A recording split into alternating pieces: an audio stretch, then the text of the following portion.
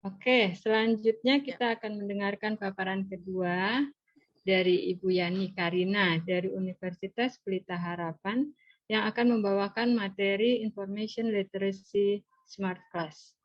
Sebelumnya saya akan membacakan sedikit ya kurikulum kita dari Ibu Yani.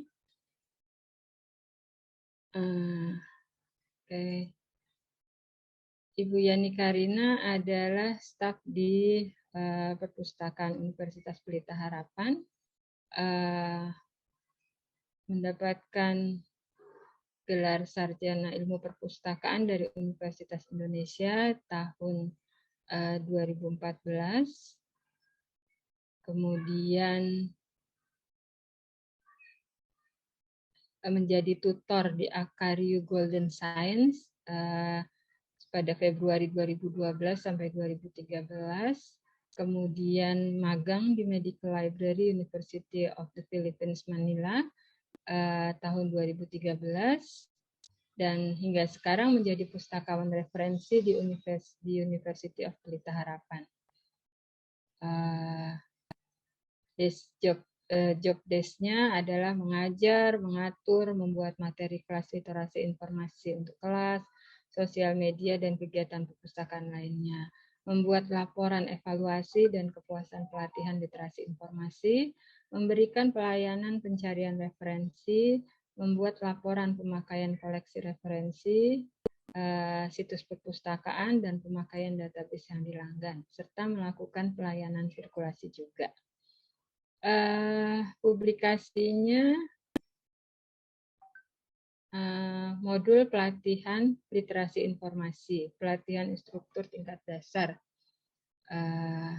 Kemudian juga membuat paper mengenai efektivitas kelas literasi informasi asinkronus dalam masa pandemi COVID-19 menurut mahasiswa Universitas Pelita Harapan.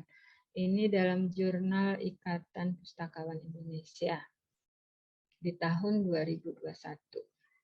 Oke, untuk mempersingkat waktu ya, kami persilahkan Mbak Yani Karina untuk melakukan presentasi mengenai Information Literacy Smart Class. Silakan Mbak Yani. Oke, terima kasih. Ya, jadi tadi sudah diperkenalkan. Saya akan memperkenalkan tentang program inovasi dari UPH ya, yang tadi sudah sampai ke IALA. Sebentar.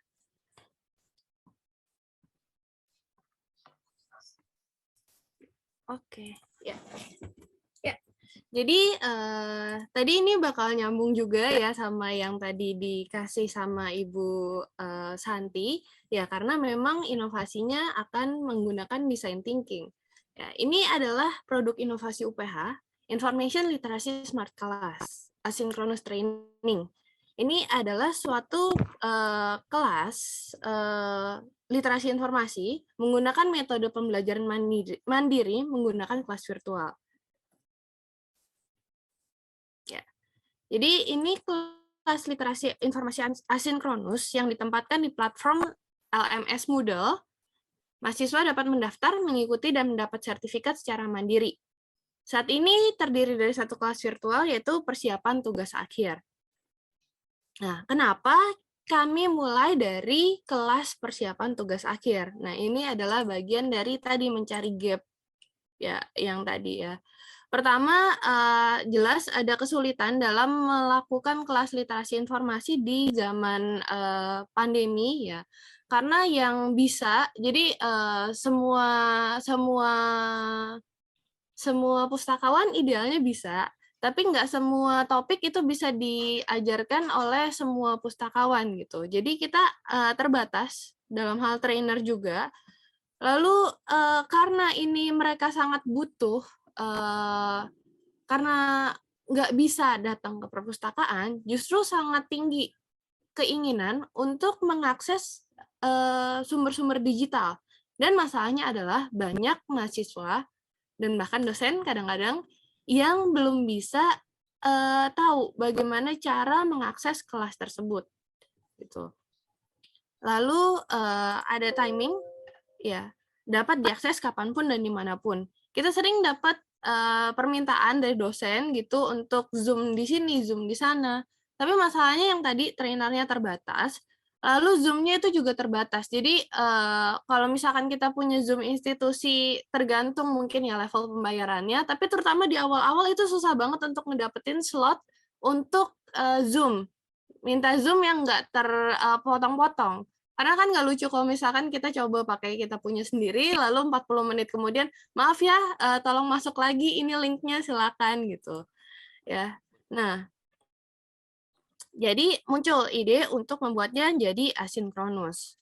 Kenapa asinkronus? Pertama, yang tadi untuk mengurangi, jadi asinkronus kan artinya kita tidak usah turun tangan banyak ya.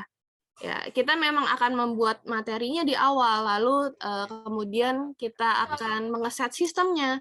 Tapi setelah itu minimal sekali yang harus kita lakukan sendiri. Nah, jadi kita analisa yang mana yang bisa melakukan pembelajaran mandiri pertama. Yang kedua, itu yang mana yang seringkali diminta.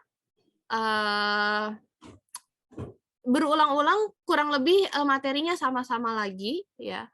Terus yang ketiga yang mana yang sudah kewalahan banget untuk ditanganin sendiri secara face to face. Jadi keluarlah jawabannya adalah mahasiswa tugas akhir. Mahasiswa tugas akhir ini walaupun atau malah karena pandemi itu lebih berasa lagi kenceng teriakannya ya. Mereka tuh banyak banget masalahnya. Ada deadline revisi mendadak dan mepet. Informasinya simpang siur, terutama karena mereka nggak bisa ke universitas, nggak bisa ke kampus, terus habis itu nggak bisa nanya adak langsung administrasi gitu. Jadi informasinya simpang siur, ada informasi yang terlewat, ada aja mahasiswa yang nggak tahu kenapa nggak masuk ke grup kelasnya gitu, terus nggak dapat informasi apa-apa. Ya, atau ada yang udah, tapi seperti biasa grup kelas itu banyak banget informasinya jadi ke-skip. Mereka nggak pernah baca grupnya kecuali kalau mereka butuh informasi dan itu jadi terlalu loading informasi juga ya. Nah, dan mereka tidak siap pengumpulan. Secara garis besar mahasiswa tingkat akhir itu memang lebih gampang panik daripada mahasiswa baru misalnya. Dan mereka yang paling banyak meminta bantuan karena sudah butuh. Ya, kalau mahasiswa baru mungkin pemikirannya jujur aja nggak banyak yang mau ke perpustakaan dan nggak banyak yang merasa butuh dengan perpustakaan karena itu harus diperkenalkan. Tapi kalau misalkan mahasiswa tingkat akhir itu teriakannya ke perpustakaan itu banyak dan kencang gitu ya. Jadi kita putuskan untuk mengeluarkan kelas itu diutamakan ke mahasiswa tingkat tugas akhir dulu. Ya. Nah, ini yang untuk mahasiswa tugas akhir, mereka dari online research, lalu plagiarisme dan Mendeley, uji similaritas dan parafrase, terus yang terakhir unggah mandiri tugas akhir. Ya, di UPH itu sendiri memang baru unggah mandiri tugas akhir, kayaknya dari 2019, jadi belum terlalu kuat juga. Jadi mahasiswa juga nggak bisa nanya ke senior, nggak ada yang bisa bantu mereka gitu. Jadi kita masukkan juga di sana. Nah, ini yang biasanya diminta sama mahasiswa tingkat akhir. Nggak tahu di mana cara nyari sumber, lalu disuruh pakai Mendeley karena UPH itu juga sudah bekerja sama dengan Turnitin, jadi ada uji similaritasnya dan mereka baru terburu-buru untuk menggunakan reference manager Mendeley. Ini di dalamnya karena asinkronus, jadi kita harus cover semua aspek ya. Ada video instruksi di awal, lalu ada PowerPoint interaktif untuk materinya, lalu ada infografis untuk rangkuman kalau misalkan mahasiswanya nggak mau buka lagi PowerPoint-nya, tapi mau ingat-ingat lagi materinya tentang apa. Ada infografis dan ujian. Lalu ujian ini yang akan mengetes dan membuat refresh lagi di pikiran. Kelas ini seluruhnya ya tadi 4 materi dengan 4 format materi ini itu dapat diakses dan diunduh mahasiswa selama 2 minggu. Kenapa 2 minggu? Karena sudah dibuktikan kalau misalkan ini kita jadi ada pilot kelasnya. Nanti dijelasin prosesnya, ya kita ada pilot kelasnya, itu 2 minggu cukup untuk mendapatkan materi ini. Dan kalau misalkan mereka itu terus-terusan dibuka aksesnya karena mahasiswa tingkat akhir, itu mereka juga akan menunda-nunda pengerjaan skripsinya yang bisa ya nanti akan berakibat buruk di kedepannya gitu. Nah, ini fiturnya ya, pendaftaran mandiri, sistem bersyarat Moodle, ujian mandiri Moodle, sertifikat otomatis, dan topik terfokus. Ya. Jadi ini juga bukan satu hal yang kita launch-nya itu langsung asinkronus. Jadi sebelumnya perpustakaan memang sudah dikasih kelas di Moodle sama EduTech di UPH. Cuma kita adaptasi biar kelas di Moodle itu bisa diakses mahasiswa dan seluruhnya berprogres secara asinkronus. Jadi ini adalah fitur-fitur yang ditambahkannya.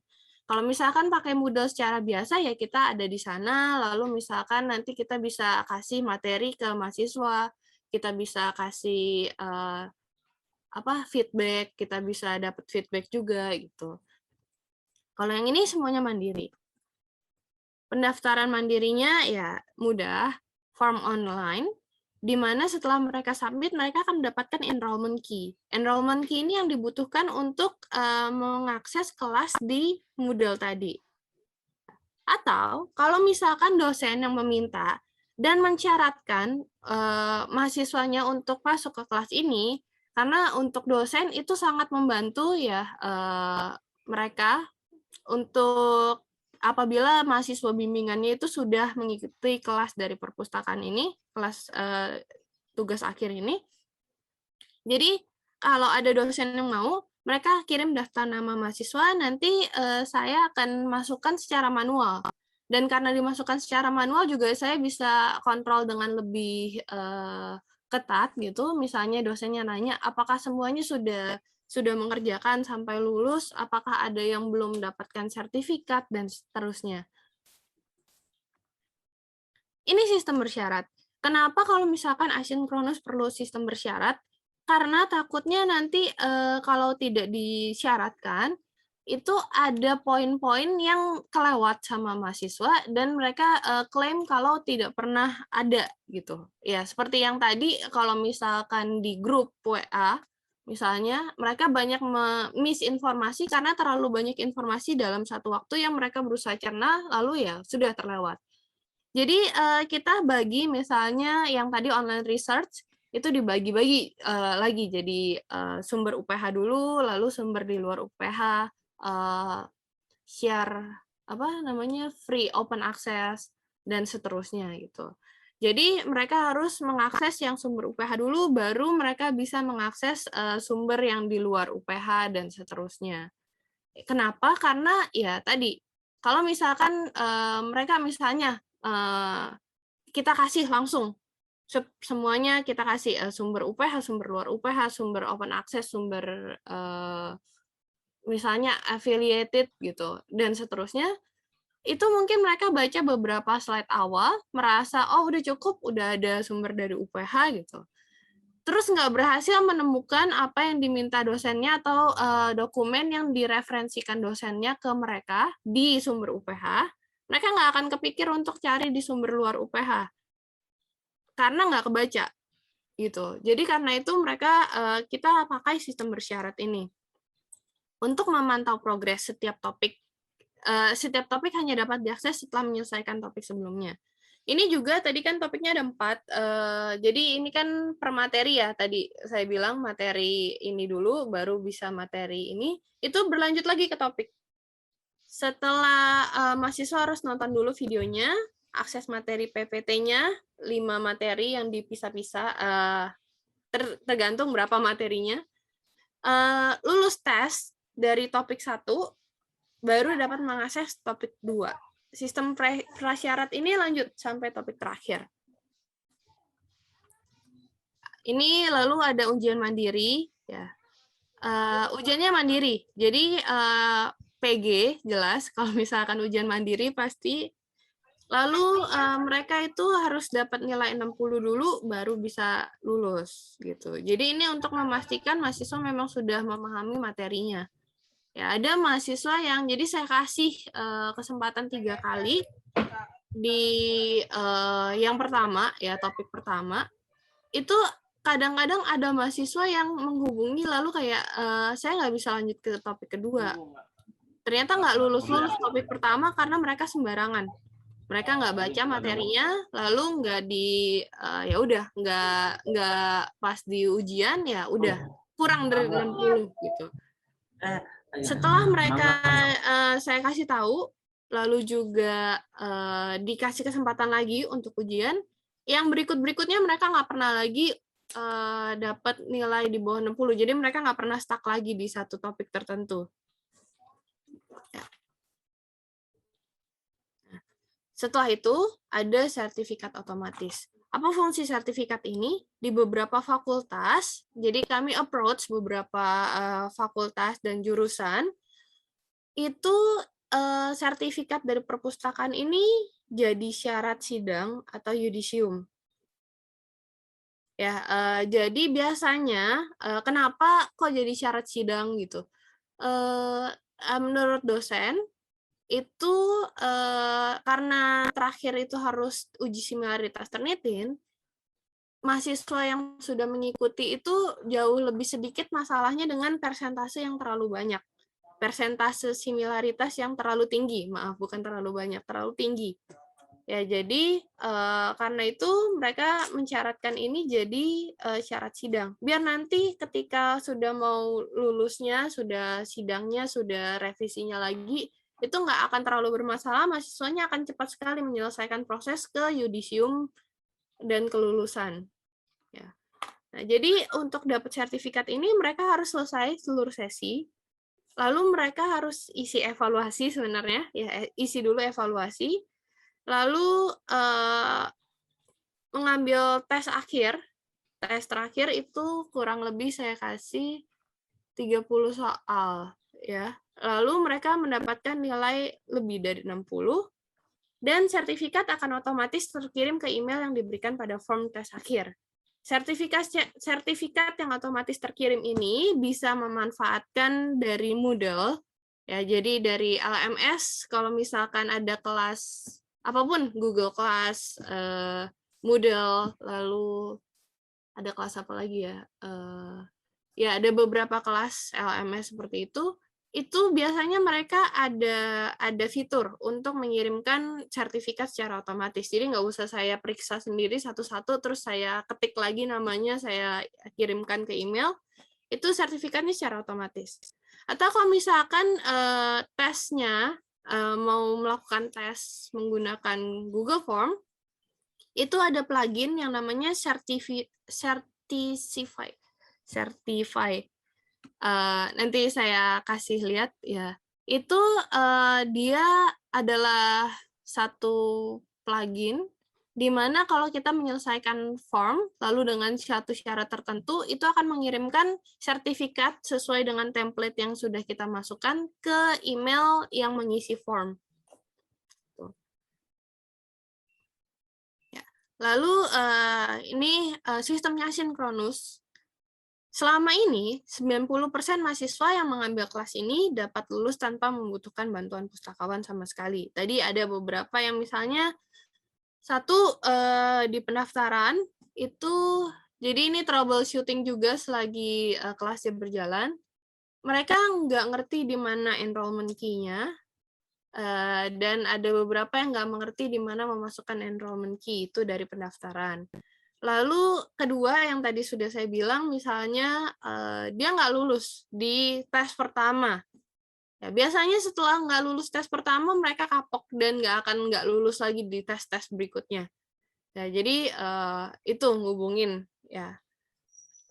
Lalu yang terakhir, kemungkinan sertifikatnya nggak keluar. Ya, itu aja selama ini. Jadi 90% yang lain, ya itu sudah ada 1.300 yang ikut kelas ini, dan selama ini saya bantu itu kurang dari 30 sih, kurang lebih ya. Jadi kita dapat menyediakan layanan 24 jam, 24 ya, ke ratusan mahasiswa sekaligus tanpa harus tatap muka dengan SDM minimal. Lalu topiknya terfokus. Jadi saya kita nggak attempt untuk membuat seluruh kelas literasi informasi untuk seluruh mahasiswa di kelas ini. Kita kasih fokus ke satu mahasiswa tingkat akhir dulu. Sudah ada permintaan dari dosen untuk kasih ke mahasiswa baru. Ya, karena mahasiswa baru juga mereka nggak pernah sama sekali di kampus ya. Mahasiswa yang masuknya 2020 itu kayaknya belum pernah ke kampus. Ya, baru sekarang ini kampus sudah mulai buka. Jadi ya mereka juga nggak ada bayangan sama sekali mungkin tentang misalnya fisik perpustakaan itu seperti apa. Ya itu, tapi jadi fokusnya akan berbeda antara kalau misalkan mau materi untuk mahasiswa baru dan mahasiswa tingkat akhir ini.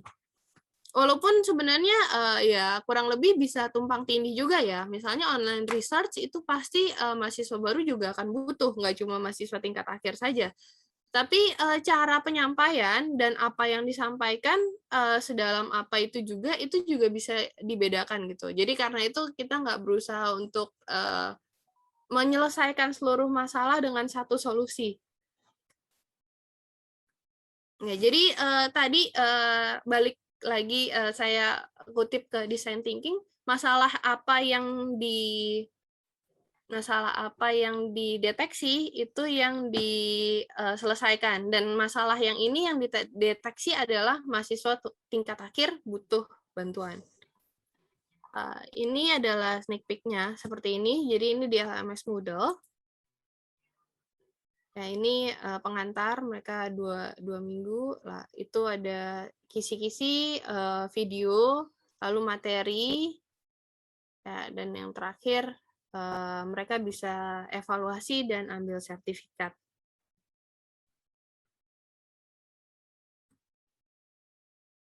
Ya, ini timeline-nya. Jadi pertama konsep dan pembuatan, penentuan kelas. Tadi kelas mana yang mau dikasih duluan? Mahasiswa tingkat akhir, mahasiswa baru. Lalu di mana mau diterapkan? Misalkan apakah kita mau di website perpustakaan, bisa aja gitu. Cuma itu enaknya nggak terkontrol, kita nggak tahu siapa aja yang ngeklik, kita cuma tahu traffic-nya. Jadi akhirnya ditentukan di Moodle. Lalu materinya apa saja, ya karena sudah ditentukan mahasiswa tingkat akhir, makanya ada tadi unggah mandiri tugas akhir. Untuk mahasiswa tingkat baru jelas itu nggak perlu gitu. Lalu fokusnya kemana, ya mahasiswa tingkat akhir untuk penyelesaian tugas akhir, isinya apa aja, lalu formatnya yang kita butuhkan tadi video, kisi-kisi, PPT itu apa aja kita ditentuin. Lalu pilot class ya kita coba ke mahasiswa beasiswa karena ini sangat kuota heavy gitu ya, internet semuanya ada di dalam internet.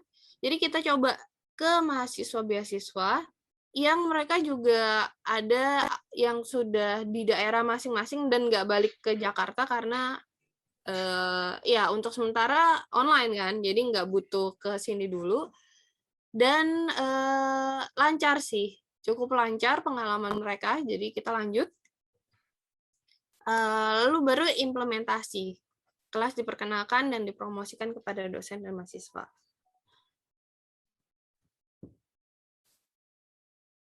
Nah, ini salah satu, ini metodenya, design thinking-nya. Kalau yang ini pakai desain instruksionalnya, agak mirip sih. IDDIE, ya ini biasanya yang dilakukan di bagian pengajaran, banyaknya ini. Analisis, design, develop, implementation, evaluation. Ya, tadi sudah dianalisis, sudah didesain, pembuatannya juga sudah, implementasi sudah. Lalu selanjutnya saya ke evaluasi.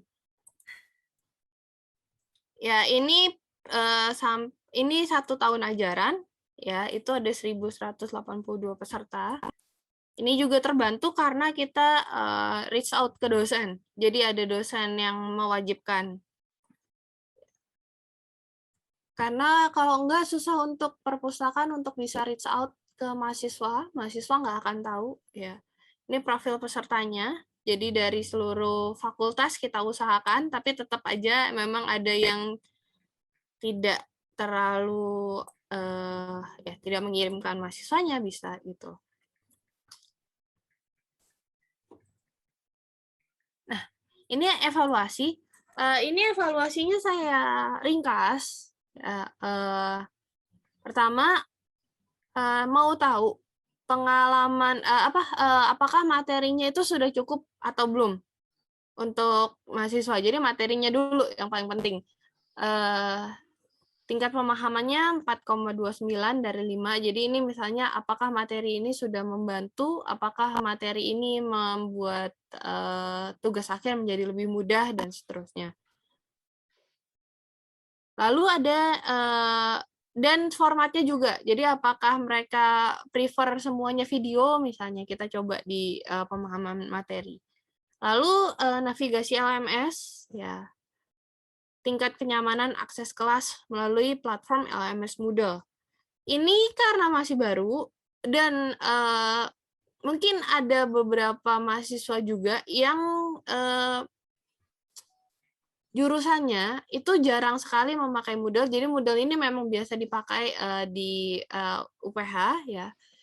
Jadi tapi ada beberapa jurusan yang jarang sekali pakai Moodle-nya. Jadi mahasiswanya sendiri bingung pemakaian Moodle. Jadi kita juga harus mengajarkan pemakaian Moodle kadang-kadang. Itu kalau misalkan bukan dari dosen, terus mereka nanya-nanya gitu. Dan nggak terlalu intuitif ya, nggak UI UX-nya juga kurang menarik mungkin atau kurang informatif. Ya, jadi itu yang paling rendah 3,98. Lalu media pembelajarannya. Ya, apakah PowerPoint-nya tadi interaktif, bisa diakses dengan mudah, videonya jalan, audionya jelas, dan infografis yang disediakan itu apakah terbaca, apakah ada kesulitan. Ya, di luar evaluasi ini ada beberapa mahasiswa yang harus saya bantu untuk download dan saya kirimkan melalui email. Ada juga yang harus saya ubah formatnya. Jadi dari PowerPoint interaktif saya jadikan PDF karena tidak bisa diakses di komputer.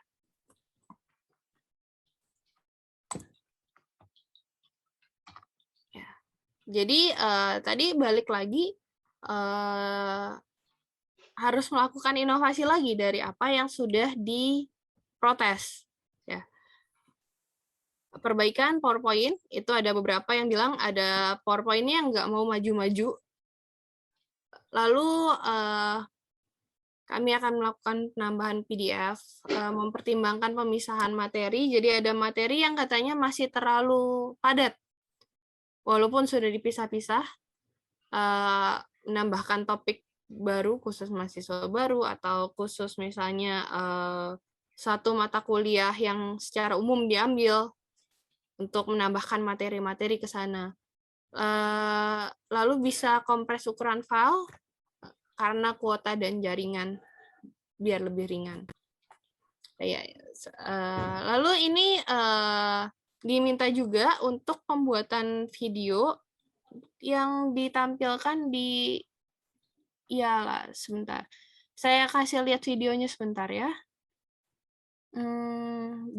Biar lebih jelas kalau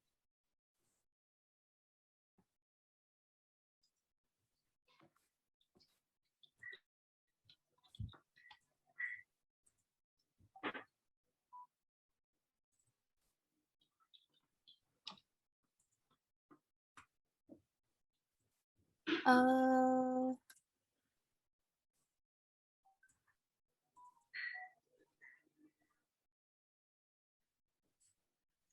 ke video.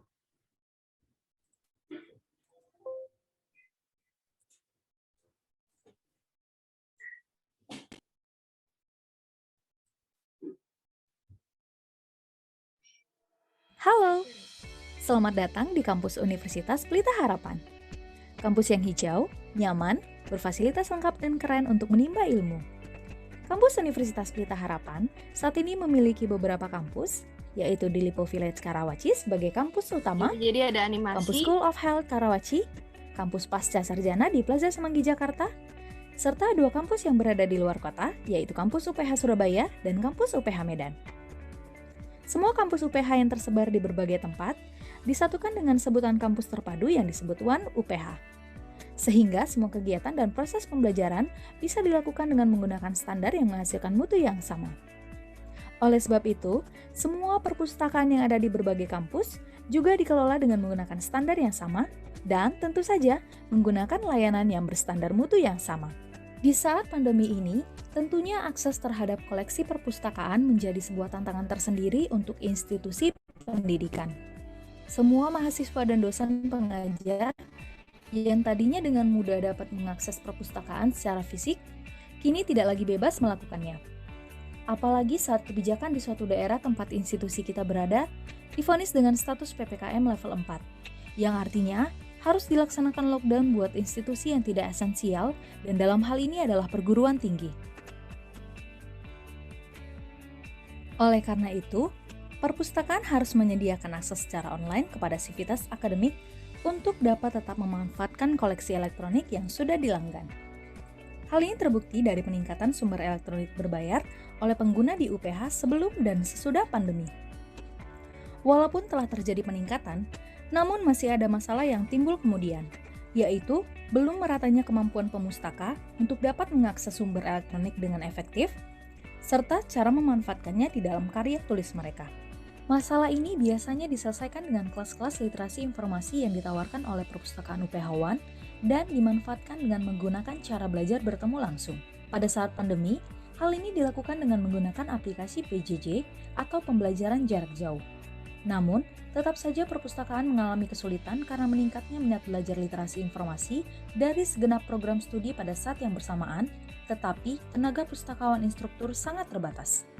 Akhirnya, sebuah terobosan metode pelatihan alternatif dikembangkan di perpustakaan dengan mengembangkan Information Literacy Smart Class, yaitu pelatihan literasi informasi mandiri. Kegiatan ini memungkinkan setiap mahasiswa dan dosen untuk mengikuti pelatihan literasi informasi secara mandiri, sesuai dengan waktu luangnya sendiri dan kemampuannya sendiri. 5 langkah mudah untuk mengikuti pelatihan ini. Pertama, peserta menghubungi perpustakaan via email, WhatsApp, atau sosial media lainnya. Kedua, peserta akan dikirimi PIN untuk membuka kelas pelatihan. Ketiga, peserta melakukan pembelajaran mandiri dari awal sampai akhir untuk semua sesi topik. Keempat, peserta melakukan tes mandiri. Kelima, peserta mencetak sertifikat kelulusan secara mandiri. Keuntungan dari kegiatan ILSI ini untuk perpustakaan, pertama, kegiatan bisa dilakukan untuk jumlah peserta dalam jumlah banyak sekaligus, ratusan, bahkan ribuan. Kedua, kegiatan ini tidak membutuhkan banyak staf perpustakaan sebagai instruktur. Ketiga, kegiatan ini bisa digunakan untuk jangka panjang dengan revisi yang minor. Keempat, PKS yaitu pemahaman, keterampilan, dan sikap terhadap literasi informasi mahasiswa dan dosen pengajar bisa langsung dievaluasi melalui aktivitas, kuis, dan tes akhir. Kelima, menghemat tenaga untuk pembuatan sertifikat kelulusan berdasarkan nilai. Keenam, aktivitas tidak bisa dilompati karena sudah diatur di Moodle agar peserta mengerjakan aktivitas secara bertahap, sehingga peserta diarahkan untuk belajar secara bertahap. Ketujuh, materi kelas, bahan uji, dan tes akhir mudah untuk dimodifikasi jika dibutuhkan. Keuntungan dari kegiatan ILSI ini bagi peserta, pertama, mudah diakses dan digunakan karena menggunakan Moodle yang juga sudah dipakai sebagai platform pembelajaran di UPH. Kedua, peserta bisa mengikuti kelas sesuai dengan waktu luang masing-masing. Ketiga, peserta bisa mengulang-ulang materi video untuk mendapatkan pemahaman yang utuh dan lengkap. Keempat, peserta diarahkan untuk mengikuti materi kelas secara terstruktur. Kelima, peserta belajar secara mudah dan terarah.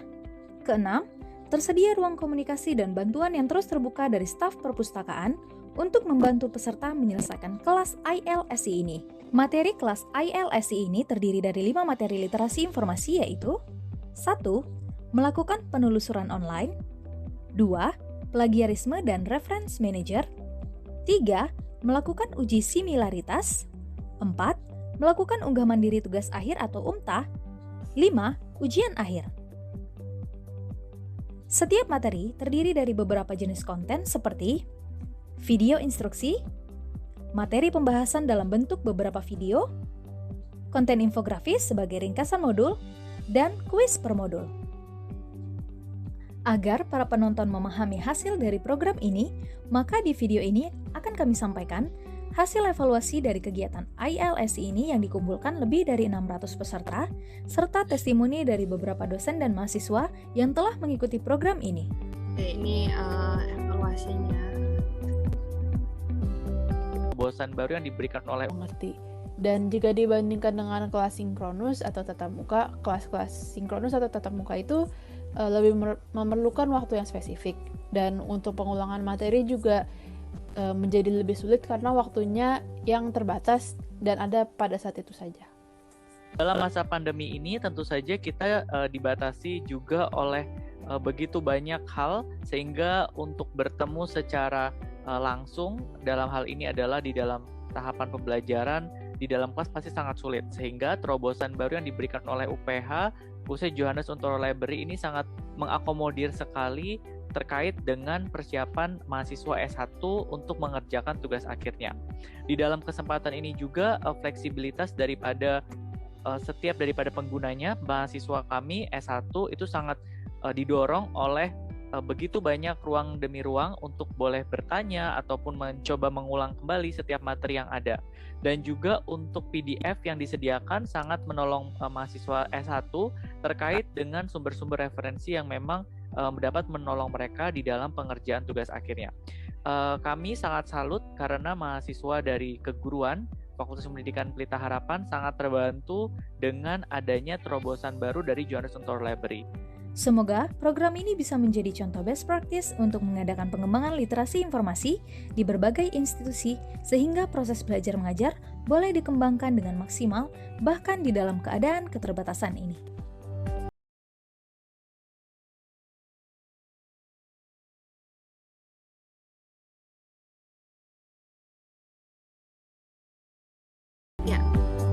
Ya, jadi tadi videonya seperti itu, ada beberapa yang pengulangan dari materi saya ya. Nah, ini jadi saya akan share tentang pembuatan materi videonya ini. Karena ya. Mbak Yani bisa 5 menit lagi. Oke. Ya. Ya. Ya, jadi pertama tadi mungkin ya. Jadi itu tim yang buat videonya. Kalau misalkan saya sendiri yang membuat videonya, kemungkinan besar nggak akan jadi seperti itu.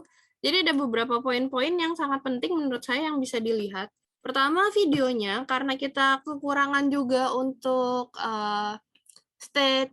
footage pelaksanaan kelas, lalu ya karena kelasnya nanti kan cuma mahasiswa sendiri gitu. Itu banyak diisi oleh animasi. Jadi pertama pembuatan ini prosesnya ada pembuatan skrip dan storyboard, animasi dan infografis, lalu finishing video.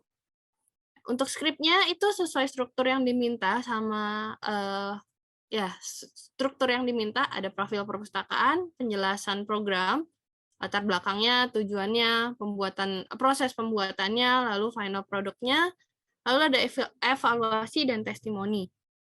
Dari skrip itu diubah jadi storyboard. Yang pertama tadi yang bisa dilihat itu ada tulisan ya yang ada di bawah atau di tengah dan gambar-gambar yang perlu di-highlight. dilihat dulu yang mana yang perlu di-highlight, itu biasanya adalah yang merangkum keseluruhan dari satu frame, dari satu penjelasan gitu ya. Tadi misalnya kesulitan mahasiswa ditulis kesulitan, terus habis itu ada muka seperti apa. Nah, setelah di-highlight, baru dicari simbolisme yang cocoknya bagaimana. Cocoknya ini terutama karena kita itu susah ya, perpustakaan itu kita sendiri sangat berkutat sama copyright dan plagiarisme dan segala macam. Jadi untuk mencari free resource itu cukup susah juga untuk disesuaikan dengan simbol-simbolnya itu. Ya, jadi karena itu highlight-nya itu kita penting untuk cari simbolismenya yang free copyright. Ya. Lalu tadi videonya setelah itu dicari yang mana yang masih kosong, dicari videonya, lalu juga stock footage dari video, lalu pembuatan animasi, lalu pemilihan frame. Tadi kan ada ya, walaupun testimoni dari dosen dan mahasiswa, tapi itu mereka tetap dikasih frame. Mereka rekam sendiri, lalu dikirimkan ke kami, baru habis itu dikasih frame-nya. Nah, ini video pertama video source-nya dulu. Jadi kan kita kekurangan footage. Coba nyari juga kalau kita mau merekam mahasiswa di perpustakaan itu nggak mungkin karena mahasiswanya nggak boleh masuk ke perpustakaan. Jadi tadi banyak yang merupakan stock footage dari vdz.com, videvo.net, ya bisa dilihat sendiri di layar. Ini saya udah share lagi kan ya. Lalu untuk musiknya ini di bagian finishing itu modern corporate and business background, musik no copyright. Untuk animasi kita ada 2. Yang pertama kita pakai jitter. Ini untuk animasi bergeraknya karena dia lebih gampang untuk dikontrol. Kalau Canva itu dia timingnya itu agak susah untuk kita kontrol. Sekarang sih Canva sudah berubah lagi ya, dia evolusi terus. Tapi untuk pembuatan animasi masih tetap lebih enak pakai jitter dan video software lain yang bisa kita edit per menit dan ada frame-nya. Kalau Canva itu lebih kayak user face-nya enak, tapi dia nggak bisa kita ubah bagian belakangnya. Jadi kalau tadi lihat ada yang naik, turun, dan segala macam itu jitter dulu, baru di finishing di Canva. Nah, lalu terakhir ada bagian videonya. Ya, saya mau kasih lihat jitter, tapi kayaknya nanti nggak cukup juga. Ya, ini ada finishing videonya. Ada pertama ya jelas ikuti narasi sama storyboard. Jadi kan ini narasinya apa, storyboardnya itu sudah ada gambaran di sini. Ya, lalu pemutusan pembuatan frame, penggunaan frame itu dan timing yang mana misalnya tadi testimoni itu nggak semuanya ditampilkan, itu dipotong juga karena ada yang lebih penting yang kita pingin highlight dan nggak menghabiskan waktu. Lalu ketika masih memiliki gap, jadi tadi ini adalah narasinya, ini storyboard-nya, itu masih ada yang kosong-kosong, itu menentukan sendiri video dari stok video tadi yang sudah ditampilkan sumbernya, itu mana yang mau dipakai, yang mana yang sesuai dengan yang sedang dibicarakan. Ya, walaupun secara umum mungkin kalau secara penelitian itu orang mengetik memakai keyboard itu appropriate, tapi mungkin tidak semuanya dan akan bosan juga kalau misalkan itu lagi yang ditampilkan walaupun dari berbagai sudut. Lalu tadi ya tim saya itu jago banget cari background musik yang no copyright dan enak untuk dipakai, nggak timpang tindih sama narasi. Ya, itu tadi sudah dikasih juga kreditnya. Ya, frame dan timingnya ini kebanyakan itu frame-nya juga dari antara Canva atau Jitter. Nggak, kebanyakan dari Canva. Karena itu dia yang paling gampang. Ya, cuma kesulitannya kalau misalkan ternyata frame yang bagus itu misalnya Canva Premium. Itu ya. Bisa juga kita cari frame yang no copyright dari gambar dulu, baru bisa dimasukin ke Canva, nanti bisa kita jadiin PNG biar dia bisa jadi frame. Oke, Mbak Yani, Ya, sudah. waktunya habis. Pas sekali. Pas Terima sekali. kasih atas kesempatannya. Saya kembalikan ke Bu Moderator. Oke. Terima kasih Mbak Yani yang telah memaparkan materi Information Literacy Smart Class di Perpustakaan UPH. Menarik sekali ya dan cukup rinci. Saya rasa memang ini bisa dikatakan masih baru di ranah perpustakaan. Saya rasa ini merupakan inovasi perpustakaan yang wajib mulai dipikirkan dari sekarang ya oleh tiap pustakawan. Kita mulai memikirkan pengembangannya dimulai dari sekarang karena hal ini dapat meminimalisasi pekerjaan bidang layanan. Dan tentu saja kita pustakawan harus mau berkolaborasi dengan berbagai pihak di kampus untuk mewujudkannya. Kalau misalnya di perpustakaan kita tidak ada orang yang mengerti bidang teknologi informasi, maka kita harus berkolaborasi dengan divisi IT yang ada di kampus untuk pengembangannya. Yang penting konsep kita harus memegang sendiri supaya ketika itu terwujud itu akan sesuai dengan keinginan kita. Oke, selanjutnya adalah sesi tanya jawab ya, Mbak Yani. Apakah sudah ada pertanyaan? Belum, Mbak. Belum ada. Ada di chat itu, ini Mbak. ada di chat ya, dari Stikes Carolus. Ini siapa ini namanya?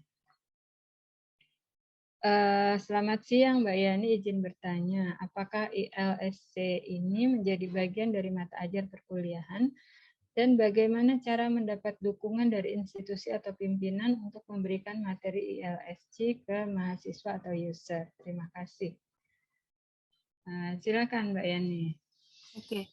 Ya, jadi ILSC ini bukan bagian dari mata ajar perkuliahan, terutama karena yang asinkronus ini untuk mahasiswa tugas akhir, palingan dosen pembimbing itu yang mengarahkan mahasiswanya ke sana, atau administrasi ya. Ada kelas literasi informasi yang jadi bagian mata ajar perkuliahan, jadi misalnya kita dikasih 4 pertemuan atau 1 pertemuan gitu. Tapi yang ILSC ini enggak, jadi kita cuma mereka diwajibkan bukan karena itu mata ajar kuliahan. Ya, jadi di luar. Ya. Untuk mendapatkan dukungan dari institusi atau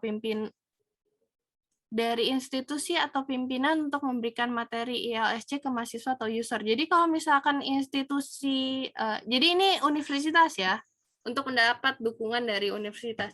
Jadi ini juga enggak langsung, ini nggak ada pedoman. Ini prosesnya dari dulu itu materi kelas literasi informasi itu sudah diberikan dan diajarkan secara nggak langsung juga, nggak secara langsung asinkronus, nggak langsung dari Moodle, jadi langsung di kelas-kelas dulu. Nah ini kalau saya yang paling mudah itu adalah menawarkan dari ini dulu, dosen pembimbing. Ini terutama karena mahasiswanya kan tingkat akhir ya. Dosen pembimbing itu biasanya punya banyak banget pertanyaan dan kewalahan untuk mengarahkan mahasiswa-mahasiswa tugas akhirnya. Jadi kalau misalkan perpustakaan bisa bantu, itu mereka pasti akan ambil kesempatannya. Ya, terutama kalau misalkan bisa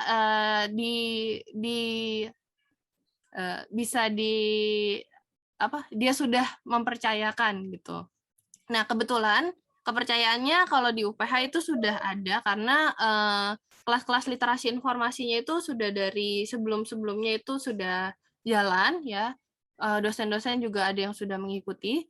Jadi ini tinggal approach untuk institusi atau pimpinan gitu ya. Jadi pertama awalnya ya udah dosen-dosen dulu.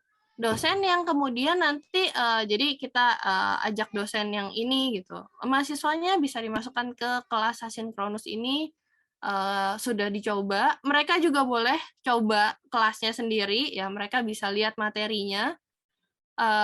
Lalu setelah itu jadi beberapa dosen dari jurusan nanti akan naik ke jurusan. Biasanya mereka akan ngomong ke Kaprodi ya. Atau kalau misalkan kita kenal Kaprodinya lebih enak lagi sih. Jadi Kaprodinya yang akan memberikan kita satu sesi untuk kasih lihat program ini apa yang diajarkan gitu. Untuk kemudian di ini ya. Tapi mungkin masalahnya lebih banyak ke kepercayaan sebelumnya ya. Kalau untuk ILSC ini karena awalnya itu kelas literasi informasi dari puluhan ke ratusan, terus baru ke ribuan peserta gitu. Jadi di ininya pelan-pelan dari dosen-dosen dulu kita approach, lalu dari mahasiswa baru, dari promosi perpustakaan sendiri ada sih memang mahasiswa-mahasiswa yang datang sendiri, tapi ya itu cara untuk mendapatkan dukungannya adalah dengan memperlihatkan hasil ya yang tadi.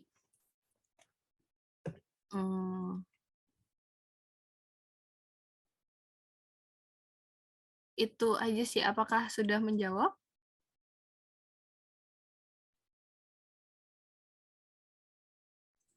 Bagaimana yang bertanya dari Stikes Carolus?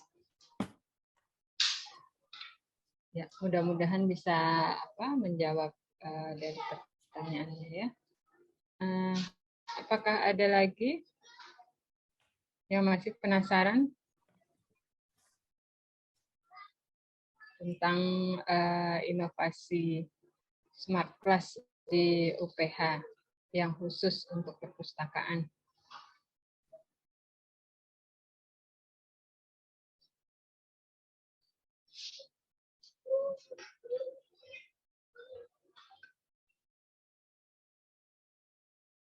Oke, kalau memang tidak ada, saya rasa untuk pertanyaan lanjutan jika masih ada yang ditanyakan bisa dituliskan di kolom Q&A yang ada. Kemudian nanti kalau misalnya memang kita sudah selesai, itu kita bisa lanjutkan kepada dua pembicara kita hari ini dan mudah-mudahan nanti bisa mendapat jawabannya. Aku boleh tanya Mbak Astrid? Oh, boleh sekali. Ada yang penasaran. Silakan. Tanyanya mau Mbak Yani sama Bu Santi nih. Bu Santinya boleh. Oke, ada. Boleh. Aku silakan. Ini kan terkait design thinking gitu ya. Design thinking atau budaya inovasi gitu kan. Nah, itu tantangan terbesarnya apa sih? Nah, mungkin Bu Santi sama Yani ini beda-beda nih tantangannya. Kayak tiap kampus, environment-nya beda, kemudian resources yang ada juga mungkin beda ya. Mungkin boleh satu-satu diceritain. Karena kalau misalnya tadi kalau dari sisi modelnya atau metode yang digunakan kan sebenarnya juga mirip ya. Nah, cuma kan mungkin pendekatannya beda. Kemudian tadi masing-masing juga ceritain contoh-contoh inovasinya gitu kan.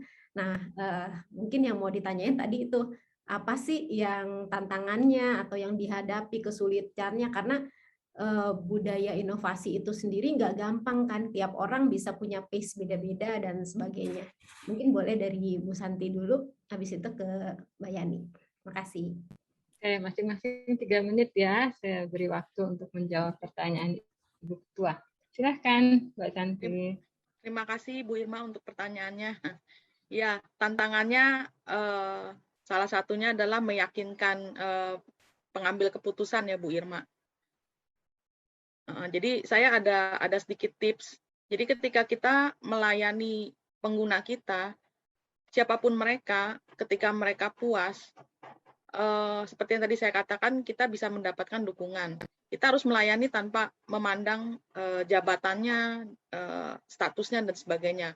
Nah, pengalaman saya adalah orang yang saya layani di level yang tadinya bukan siapa-siapa, maksudnya dosen biasa begitu, ternyata suatu hari mereka jadi pengambil keputusan gitu. Jadi ketika mereka di atas, saya sudah memiliki engagement. Jadi akan lebih mudah untuk pendekatannya, untuk ngobrolnya jadi nggak kaku. Kan kalau terlalu formal atau merasa nggak kenal kan, saya juga menjelaskannya juga mungkin kan terbata-bata atau bagaimana. Tapi ini kan karena sudah tahu, dia juga sudah kenal. Nah, itu meyakinkannya lebih mudah. Nah, kesulitannya adalah kalau memang yang belum ada mengenal kita, mereka baru atau dan sebagainya. Jadi pihak ke pengambilan keputusan. Kemudian kesulitannya juga pada zaman pandemi begini kan, budget itu kan juga terbatas. Jadi kita harus menggunakan, berinovasi di dalam keterbatasan lah begitu. Thank you Bu Santi. Mungkin Mbak Yani.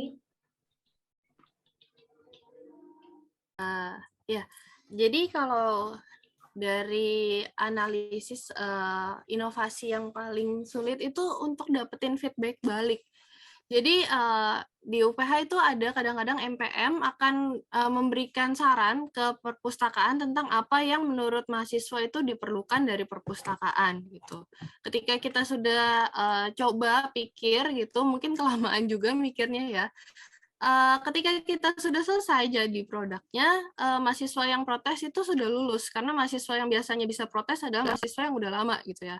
Terus baru lagi mahasiswa yang di bawahnya lagi, itu maunya juga udah beda lagi ya. Maksudnya gini, di UPH juga ada banyak yang fresh graduate langsung kerja, dan apa yang diinginkan staf muda sama mahasiswa yang sekarang itu aja udah beda gitu. Jadi itu terus-terusan ada sesuatu yang perlu diperbarui, yang perlu provide ke mahasiswa, dan kita jarang dapat feedback-nya gitu. Apakah tadi itu sudah oke? Apakah bisa lanjut ke yang baru lagi atau kita teruskan ke yang sini? Lalu juga kalau ini sekarang ini lagi UPH sendiri lagi mau rombak website, bukan UPH-nya, perpustakaan UPH itu mau rombak website. Karena ada feedback juga kalau misalkan websitenya mungkin terlalu rame gitu. Jadi yang kesulitannya itu dari analisanya gampang, pemustaka user itu nggak puas gitu. Cuma nggak puasnya apa mereka juga nggak tahu. Ya, jadi itu mungkin salah satunya cari akar sumber masalah itu kesulitan. Terus yang kedua, untuk mencari pengetahuan atau misalnya menyusun ide tentang jadi website yang bagus dan ideal itu seperti apa sih, karena juga bukan bidang kita gitu. Itu nyari ide, dan awalnya itu banyak banget benchmark dan hal-hal yang harus kita baca sebelum kita bisa membangun ide dan program suatu proposal juga untuk melakukan ya yang tadi yang inovasi, hal yang mau diubah itu apa, bagaimana menentukan arah ke sananya, arah mana yang harus ditempuh gitu maksudnya. Itu sih sama ini kesulitannya. Dan yang tadi yang jelas keterbatasan budget, keterbatasan SDM, keterbatasan apapun, ya itu jelas suatu halangan juga, waktu juga ya. Karena yang tadi kalau bisa kita memuaskan mahasiswa yang masih kuliah dong, bukan yang sudah lulus gitu. Kita sudah puasin, mereka lulus gitu. Tantangannya seru ya. Tergantung situasi, tergantung usernya, dan tadi ya yang sempat saya mention di awal, behavior-nya udah ganti-ganti lagi ya Mbak Yani ya. Iya. Bu Santi juga tantangannya beda lagi, mesti informal approach ya Bu ya, sering-sering ngopi gitu ya sama jurusan. Biar ya, engage. pokoknya kalau mereka happy ya mereka lebih gampang lah urusannya gitu. Jadi nggak susah jadi susah Mbak Astrid jadi pustakawan, harus terus apa namanya improve ya, Ngopi-ngopi ya. problemnya ganti-ganti. Saya juga pernah ngalamin Bu yang Bu Yani alami, itu website kita kebanyakan tombol, ruwet, berantakan gitu. Ya, pernah. Ya itu juga pernah ngalamin. Jadi dikurangi lah. Makasih Bu Santi, Mbak Yani. Mbak Cid, thank you. Oke. Menarik ya, walaupun pertanyaannya tidak banyak, tapi itu menyeluruh. Oke, terima kasih kami ucapkan kepada dua pembicara kita yang luar biasa, Mbak Santi Kusuma dan juga Mbak Yani Karina. Enggak perlu dipanggil Ibu ya, masih muda-muda sekali ini. Iya. Iya, Mbak Santi dan juga Mbak Yani telah memberikan ilmunya kepada kita semua di akhir minggu ini. Mengutip dari pernyataannya Mbak Santi tadi, ada masalah, ada inovasi. Contoh nyatanya kita langsung bisa tahu dari perpustakaan UPH yang membuat kelas literasi informasi online di saat pandemi, di mana ada kondisi yang tidak memungkinkan melakukan kelas literasi offline dan juga terbatasnya fasilitas Zoom. Mbak Santi juga bilang kita harus melayani seluruh pemustaka dengan sebaik-baiknya. Karena mungkin suatu saat nanti orang yang kita bantu akan menduduki satu jabatan penting dan itu kita bisa dengan mudah memasukkan program karena kita sudah membangun engagement yang baik dengan mereka. Dan juga Mbak Yani bilang kepuasan utama itu untuk mahasiswa aktif, benar ya. Kalau sudah alumni ya kita terima aja sarannya gitu kan. Tapi mahasiswa aktif itu kita harus jaga hubungan dengan mereka dan itu memerlukan waktu dan tenaga yang banyak. Oke, Bapak Ibu Saudara yang berbahagia, demikian sharing session ilmu dari kami dari FPPT IDK Jakarta. Semoga apa yang kami sajikan ini dapat memberikan ilmu yang bermanfaat dan dapat diterapkan di perpustakaan Bapak Ibu sekalian. Selanjutnya kita foto dahulu ya, mengabadikan wajah dua pembicara kita yang luar biasa ini. Mas Fikri ya, mohon dibantu Mas Fikri. Ya, siap. Mbak Yani dan Mbak Santi dulu. Ya, silakan. Okay. Saya akan ambil screenshot dalam hitungan 3. 1, 2, 3. Terima kasih Mbak Astrid dan narasumber. Oke, kemudian dengan Ibu Ketua. Ibu Ketua. Ya, ya. 1, 2, 3.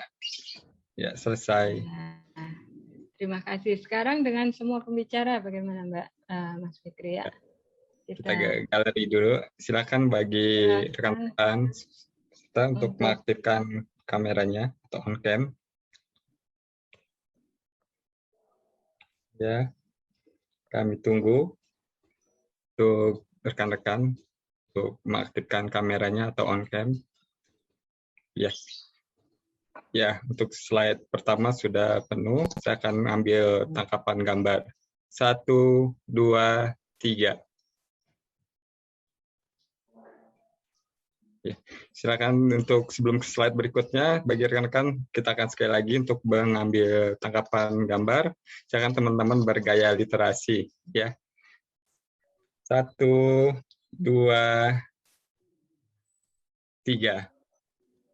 Ya, terima kasih. Saya ke slide berikutnya. Oh, nampaknya tidak ada yang on cam, tapi tidak apa. Saya akan ambil tangkapan layar. 1, 2, 3. Berikutnya 1, 2, 3. Selesai Mbak Acid. Oke, terima kasih banyak ya. Saya ucapkan pada semua peserta sharing session FPPT IDKI Jakarta pagi ini. Selanjutnya ada pengumuman dari saya bahwa konsorsium e-jurnal FPPT IDKI Jakarta sudah dimulai sejak bulan Oktober kemarin. Jika masih ada yang berminat, pendaftaran masih dibuka. Silakan menghubungi pihak FPPTI DKI Jakarta bisa melalui WA atau bisa juga email ke fpptidkijakarta@gmail.com. Kami masih menunggu jika masih ada yang mau bergabung hingga akhir bulan ini. Dan tentu saja untuk yang sudah mengisi formulir pendaftaran, kami sudah memberikan akses konsorsiumnya, dan saya sangat berharap dapat dipergunakan dengan sebaik-baiknya, dan juga masukan mengenai berbagai hal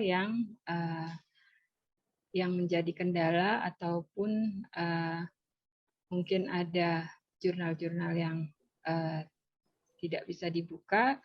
Jadi saya juga bisa memberikan respon itu ke pihak vendornya, dan itu akan memudahkan bagi kami untuk melakukan evaluasi. Oke, terima kasih untuk acara di hari ini, sharing session bersama dua juara kita dari IALA dan Alia. Untuk selanjutnya kami akan kembalikan kepada MC. Silakan Mbak Yus, terima kasih banyak. Assalamualaikum warahmatullahi wabarakatuh.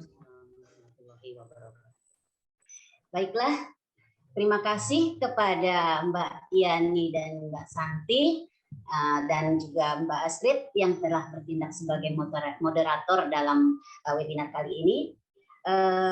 Kalau boleh saya simpulkan kembali bahwa seperti yang tadi disampaikan oleh Mbak Santi, bahwa inovasi sangat diperlukan guna mengembangkan perpustakaan.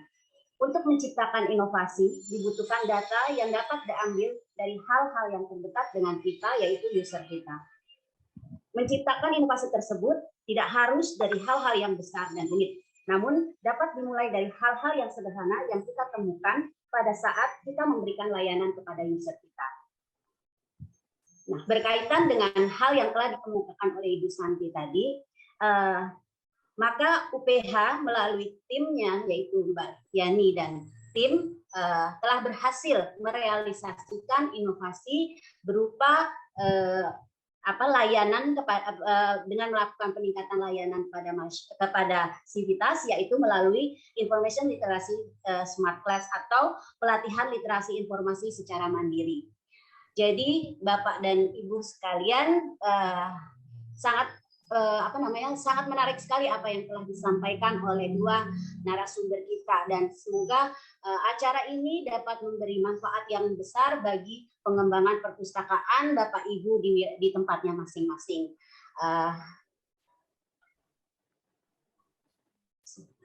Karena tadi sudah ada sesi foto, maka kita tidak akan melakukan sesi foto lagi. Baiklah, untuk rangkaian acara hari ini sudah kita laksanakan dengan lancar, dan semoga apa yang telah disampaikan tadi bisa menjadi sumber informasi dan pengetahuan bagi kita semua. Akhir kata, saya selaku pembawa acara mohon maaf jika ada kesalahan-kesalahan yang saya buat dalam menyampaikan atau memandu acara ini. Sampai jumpa di acara FPPTI DKI selanjutnya. Salam sehat selalu. Dan sebelum saya akhiri, perkenankan saya membacakan pantun. Jalan-jalan mengajak Jenny.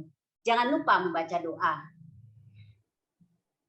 Cukup sekian webinar ini. Semoga manfaat bagi semua. Wassalamualaikum warahmatullahi wabarakatuh. Salam sehat selalu. Waalaikumsalam. Terima kasih Ibu. Terima kasih Mbak Yu. Terima kasih Mbak Yani juga, Mbak Santi. Ibu Santi.